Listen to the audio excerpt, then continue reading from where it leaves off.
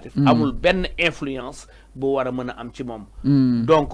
Badio Camara garantir na ni. donc ils sont les gens du régime yi nga xam ne ñi ngi wax ni kii war na bokk kii warul bokk Badio Camara wax na leen depuis le début ne leen ce n'est pas de votre ressort c'est le ressort du conseil constitutionnel mu garantir la séparation des pouvoirs. donc loolu verbiage loolu déclaration de pure opportunité politique la. mu eggale mu wax ni notre unique boussole sera la constitution et les lois applicables. Ça veut dire que même fini sukkandiku leur unique boussole li leen di orienté c'est la constitution dégluwuñu Macky Sall dégluwuñu Mame Mbaye Niang dégluwuñu Samba Ndiaye dégluwuñu Ousmane Sonko dégluwuñu honorable député Aïda Mbodj dégluwuñu Amsatou Sow Sidibé mais leur unique boussole c'est la constitution et les lois applicables aux litiges maanaam les lois applicables xam nga constitution avec la hiérarchie des normes moom mooy légitimer tous les autres actes juridiques après constitution c'est la loi après la loi c'est les règlements donc la constitution moom moo nekk ci kaw donc fii ça veut dire que ni constitution bi moom moo leen di régir ak li nga xam ne moom mooy le code électoral n'est-ce pas ak les lois qui sont applicables qui sont soumises à notre jugement n'est-ce pas donc loi yooyu moom moo leen di applicable donc cela veut dire tout simplement donc Badio Camara loolu la prêter serment waaw loolu la prêter serment il est important mu ñëw si cadre yi nga xam ni itam yëkki woon na ko effectivement du ci mën a dellu ginnaaw parce que lii moo lay wan ni la bu ñu jëlee exemple kaw Ousmane Sonko ñu wax ni ko ak loi électorale bi dafa wax ni bu ñu la joxee reçu quittance li koy confirmer mooy attestation bi nga dem DG nga dem CDC ni la du ma la jox attestation parce que sa tour nekkul ci liste te amul disponibilité maanaam mu nekk benn contentieux parce que mu nekk benn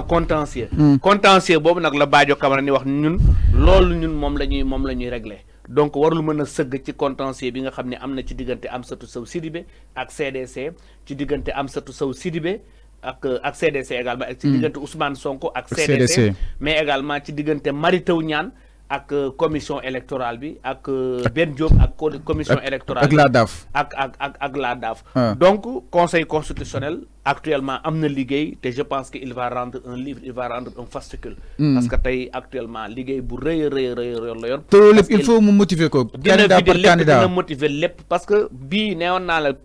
décision bi moom mooy gën a dëgër décision ba le passé parce que décision ba le passé daf ko rendre sur la bonne et simple raison des pièces à conviction yi nga xam ne déposé nañ ko ak parrainage mais fii non seulement dina rendre sur la conformité ak pièces yooyu mais également par rapport au recours mais également par rapport à la loi en vigueur par rapport au droit yooyu yëpp dina ko fi dina si taxaw benn bu ci nekk mënu ko tëb dina ci wax donc le conseil constitutionnel est confronté à un gros boulot aujourd'hui alors donc moo tax liggéey bi warul mën a gaaw exactement moo tax mais gars yi ñi ngi toog di xaar exactement ana conseil constitutionnel lan lay daal di décider dans quelques instants incha allah di nga si xam dara si nu mu gën a yaatu alors yéen tamit mi ngi dugg au 78 232 68 73 si ngeen bokk si waxtaan wi à tout moment mën na leen jël parce que édition spéciale la soo ñu ko mënee afficher aussi en même temps du côté de la régie Kouyaté donc mi ngi noonu 78 232 68 73 soo leen dugg rek dina leen daal leen jël daal di waxtaan ak yéen si li nga xam ne que moo di sujet d'actualité yi nga xam ne itam gën na daal di fasantiku te boobu ba tey su juriste di ki nga xam ne que moo di docteur Mbaye Cissé di ko daal di faram-fàcce ak yéen ñëw exactement si litige yi donc aujourd'hui le conseil constitutionnel am na boulot boo xam ni itam franchement dina ko daal di war a mën a li nga xam ne que moo di peut-être matérialiser parce que entre candidat yi ku si nekk ak la nga war a daal di war a mën a motiver alors 78 232 68 73 yi nga xam ne itam yéen nekk aussi si diaspora bi mën nañu woote si numéro WhatsApp 77 138 17 17 77 138 17 17 ñu daal leen jël ñu daal di waxtaan ak yéen jëmale seen attente waaye itam lañ ngeen xaal concrètement si li nga xam ne que moo di le conseil constitutionnel donc ce sera dans quelques instants incha allah alors ki nga xam ne que moo di maître Clédor moom itam sans que suñu ay naataangoo jël nañ ko que ni instant mu daal jàpp ni Sonko sera candidat waaye itam il signe et persiste alors après Karim Wade ba nga ko génnee si liste bi exactement nga ne soit wàññeeku suy am Karim Wade mooy génn expliqué na cas bi ak ñi nga xam ni itam noonu la amee double nationalité waaye itam ak mauvaise foi am parce que demee aussi ak bonne foi parce que yëf yi dafa folklore ba mu ko déposé ak ba mu ko retiré du benn mais quand même ak kanat nga yaakaar ni mën na génn si liste bi. waaw ñi génn ci liste bi peut-être ak Khalifa Sall par rapport ak condamnation bi nga xam ne amoon na ko parce que wóoraguñu ni ba léegi il est en règle avec le fisc est-ce que fay na wala fayul loolu moom dañ ci am benn doute may ko dele xool ba xam lan la conseil constitutionnel mais quant à la candidature de Karim Wade sa candidature sera rejetée si la loi est dit au niveau du conseil constitutionnel sa candidature sera déclarée irrecevable pour dépôt pour binationalité. Donc pour Khalifa Sall su nekkee si toutefois fay na fisc bi laa mën na wax ni donc sa candidature peut passer mais ce n'est que si toutefois fisc bi jàllul conseil constitutionnel mën na ko si rejeter. waaw effectivement foofu am na benn genre possibilité porox ndoolu bu mën a jaar mais ça dépendra parce que duñu xam lan la déposer au niveau du conseil constitutionnel fay na wala fayul amuñu information boobu mais li ñu mën a wax mooy kaawu Karim Wade moom c'est acté conformément à la loi, conformément à la constitution, la candidature de Khalifa Sall est irrecevable devant le juge. Ok, c'est clair. Xamuñu nak lan la conseil constitutionnel di décider. Alors, c'est clair. Ñu ngi koy xaar ni dans quelques instants. Alors, dañuy ñëw si kaw ki nga xam ne que moo di Ousmane Sonko peut-être sànq brossé na ko par rapport ak li nga xam ne que moo di la CDC di caisse de dépôt et de consignation. Xam ne nag li nga xam ne que moo di la CDC muy bërëb bi nga xam ni tam fa la ñu jëlee koppar gi. Alors, ñu dégg ki nga xam ne que moo di Ngouda Mboup mu jàpp ni CDC dafa outrepasser ses fonctions car liggéey moo nekkoon di encaisser wala kon sax di jël koppar gi dem bay ba CDC tey toogee beneen toogin di intéressé wu wala kon sax di immiscé wu si éligibilité li nga xam ne que moo di candidat est-ce que da ngay partager cette même opinion avec lui. Effectivement man loolu bindoon naa ci benn article wax ko ne le conseil la CDC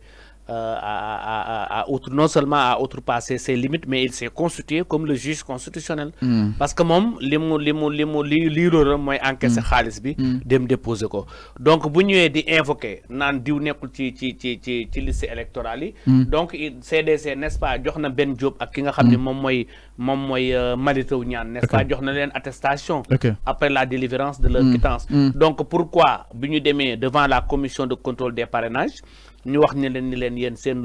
tur nekkul ci liste bi donc CDC foofu dafa def lu ko neex donc xam nga loolu taxoon à l'époque ma ni leen man si j'étais les avocats de Ousmane Sonko j'allais déposer une lettre d'information au niveau du conseil constitutionnel wane leen ni actuellement je suis en contentieux avec la CDC qui refuse en tout cas de mettre à ma disposition ma comment dirais-je mon attestation sama attestation bokkul ak en même temps ba tey constat d'huissier bi parce que constat d'huissier mais nag ça dépend de choix la constat d'huissier boobu moom moo gën a dëgër maintenant man je pense que le conseil constitutionnel a déjà même validé la candidature de Ousmane Sonko. Mais non si parce que conseil constitutionnel moom moo ko wax parce que moom moo wax à son considérant numéro 20 bi décision wu 12 janvier bi mu ni considérant que les candidats Ousmane Sonko Amdi Diallo Fall Assane Seck et consorts n'est-ce pas, n'ont pas produit l'attestation confirmant le dépôt de la caution à la caisse de dépôt et de consignation que leurs candidatures sont irrecevables. Donc cela veut dire tout simplement avec une liste provisoire, cela veut dire que tout simplement que le candidat de Ousmane Sonko dafa irrecevable pour défaut de production d'attestation. Maintenant nag ubbi na recours nee na ñëw leen ngeen réclamer donc maître Ciré Clédor Ly ci attestation boobu kese parce que fii xam nga décision bi ban lan lay jàngale. day wane ni le conseil constitutionnel a ignoré la DGE. kon ça veut dire que nangu na li nga xam ne moom mooy fiche de parrainage bi. fiche de parrainage bi mais est-ce que tijji na fiche bi. non xamuñu mais conseil constitutionnel moom moo ko wax. dafa ni Ousmane Sonko lenn moo ko manqué. parce que ku compté wul. xaaral may ma tudd dafa ni Ousmane Sonko lenn moo ko manqué.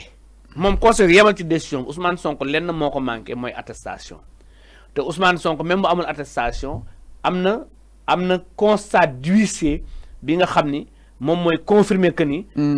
CDC da ko bañ a jox benn attestation donc faute boobu du Ousmane Sonko moom moo koy encaissé mais conseil constitutionnel moom moo koy vider rendre la justice au dépens nag de la CDC. Parce que CDC foofu dafa def lu jaarul yoon. Donc pourquoi CDC jox ki nga xam ne moom mooy Ben Diop ak l'autre là Mary Teuw Niane sous prétexte que nekkul leen ci liste bi alors que mu bañ a jox Ousmane Sonko cela veut dire tout simplement il a agi en politique. Donc nag il appartient actuellement au conseil constitutionnel moom mu corriger en tout cas contentieux boobu am foofu donc moo tax man leen le conseil constitutionnel décision bi parce que ku muus te am xel. di xalaat nekk juriste war nga xam ni dina déclarer candidature de Ousmane Sonko recevable le jour du. Mais concrètement parlant docteur.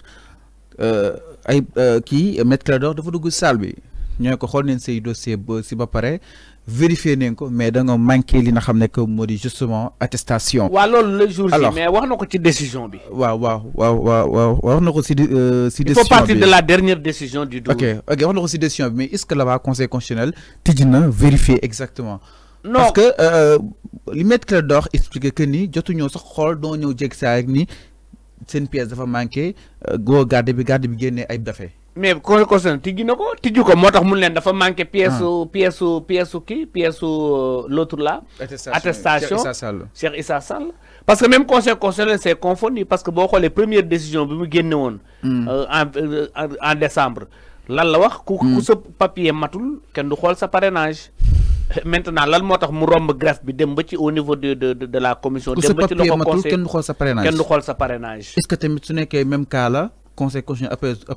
après non cela veut dire parrainage yi non cela veut dire que parrainage yi nga xam ni seen kii matul donc xooluñu seen parrainage loolu conseil constitutionnel moom moo ko mais il faut partir de cette décision loolu la wax moom ne lii moo ko manqué moom moo ko candidature am dafa irrecevable parce que lii moo manqué donc loolu bu ko indee sa candidature sera recevable loolu la conseil constitutionnel l'attestation donc conseil constitutionnel mënul contourner mënul lëndëmal parce que fii li mu wax dafa leer dafa wax ni Ousmane Sonko dafa manqué attestation donc attestation bi nag am na lu koy prouver mooy l'exploit du huissier bu fekkee nag rax na leneen conseil constitutionnel lu wuuteeg loolu donc bu boobaa na l'ordre des huissiers tas seen ordre bi parce que l'exploit du huissier n'aura plus de sens devant le juge et ne sera plus. lan mooy valeur juridique d'un constat du huissier exactement. non constat du huissier dafa am valeur juridique day remplacer papier bi nga xam ne moom lañ la naroon jox. dafa mel ni benn genre du ma ne duplicata mais constat d'huissier xam nga un huissier c'est un auxiliaire de justice c'est un auxiliaire de justice dafa nekk bokk ci organe boo xam ne ci justice la n'est-ce pas donc cela veut dire tout simplement moom acte yi muy joxe dafay faire foi dafay recevable devant le juge day wane ni bu dee kaaw Ousmane Sonko day wane ni n'est-ce pas Ousmane Sonko mi amul li nga xam ni moom mooy attestation parce que da nga koo barricadé parce que DG da ko bañ a jox loolu nag actuellement conseil constitutionnel da koy il faut mu valider ko en tout cas je me suis dit que le conseil constitutionnel actuellement il est coincé par rapport à la candidature de Ousmane Sonko et il l'a déjà validé en ce qui concerne sa dernière décision. Alors donc mi ngi noonu exactement ñu ngi koy xaaral ni dans quelques instants inchallah donc décision conseil constitutionnel bi nga xam ne itam rendre nañ ko te docteur daal liñ ko li nga xam ne que moo di faram-fàcceel muy li nga xam ne que moo di considérant les candidats wala kon sax non considérant que les candidats Ousmane Sonko Amdy Diallo Fall Assane Ka Ibrahima Abou Nguet Abdou Khadre Sall Mamadou Dieye et Moussa Diop n'ont pas produit l'attestation confirmant le dépôt de la caution à la caisse de dépôt et de consignation que leurs candidatures sont irrécevables exactement mu daal di jàpp ne nag indiwuñu attestation bi nga xam ni itam day confirmer que ni seenu que xaalis dem na fa nga xam ni itam mooy daanu que caisse de dépôt et de consignation quand on reste toujours là-bas ñu gis ni ñoom ñeneen xaalis bi déchargé nañ ko exactement xaalis bi tolloon na si nga xam ne que moo di 30 millions ki nga xam ne que moo di Maître Clédor dem na bay wax que ni y a un acte y a un relevé de déchargement par rapport ak li nga xam ne que moo di xaalis bi donc xaalis bi dem na si gafa gay li nga xam ne que moo di justement la caisse de dépôt et de consignation loolu aussi ana ban impact la daal di war a mën a am si wàllu wu ni mel. waaw xam nga boo xoolee keroog Amsatou Sow Sidibé ci déclaration wax na ni un juge ne doit pas avoir l'attitude de robot, il doit juger en profondeur. Donc le Conseil constitutionnel moom actuellement bu fekkee gis na ni amul attestation te ñu jël téléspectateurs yi entendre ñu ñëwaat si yow exactement alors salaamaaleykum sëñ bi ñu lay nuyu. waaw ñu ngi ñu ngi lay ziar bu baax tur bi naka la fan nañuy woowee. waaw Diop la Diop Tivaouane. Diop foo ñuy woowee. Tivaouane naka waa Tivaouane baa ngi si jàmm. waaw ñëpp a si jàmm. alhamdulilah alors ñu lay déglu par rapport ak waxtaan wi nga xam ni itam sekk nañ ko ak ki nga xam ne moo di le professeur Mbaye Cissé lan nga xalaat par rapport ak décision bi nga xam ne wala ko daal di wala mën a yëkki léegi si kanam. waaw décision bi moom waaw instant bi moom rek lay xaar ndax pour l'instant nii. jàpp nañ ni conseil constitutionnel moom mënuñoo def lenn mënuñoo wax lenn lu dul droit. ok ndax jàpp naa ne fi mu doon ci loolu lépp ci leen di Sénégalais di xaar. waaw ndax fi mu doon nii am na loo xamante ne bu demee ba mbir bu toll fa moom. da ngay xool li nga xamante ne maanaam noonu la gën a rafete allo. allo waaw ñu lay déglu bu baax. maa da ngay xool li nga xam ne maanaam noonu la gën a rafete. te ci loolu la ngay xaar.